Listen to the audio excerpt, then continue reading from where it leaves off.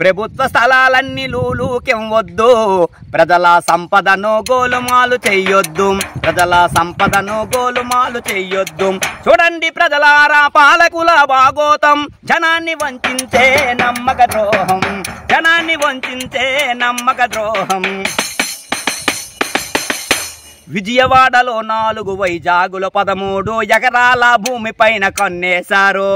Corporate సంస్థ అయిన Lulu వ్యాపారికి car చౌకగా భూమిని అమ్మేశారు. 3000 కోట్ల విలువ చేసే ఆ భూమినంతా రూపాయికి గజము చొప్పునిచ్చేశారు.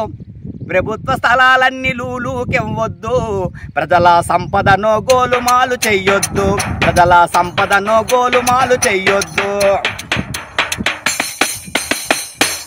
లూలు వాడేమైనా ఫ్యాక్టరీలు పెడతాడా, సంపద సృష్టిస్తాడా, ప్రజాసేవ చేస్తాడా, సరుకులన్నీ అమ్ముకొని షాపింగు మాలు పెట్టి వ్యాపారం చేస్తాడు, 1000 కోట్లు కొల్లగొడతాడు, వ్యాపారం చేస్తాడు, 1000 కోట్లు గడిస్తాడు. అతి తక్కువ జీతానికి 100-200 ఇచ్చి ముష్టి వేసినట్టుగా పనులను చేయిస్తాడు. ప్రభుత్వ స్థలాలన్నీ లూలూకివ్వొద్దు, ప్రజల సంపదను గోలుమాలు చెయ్యొద్దు.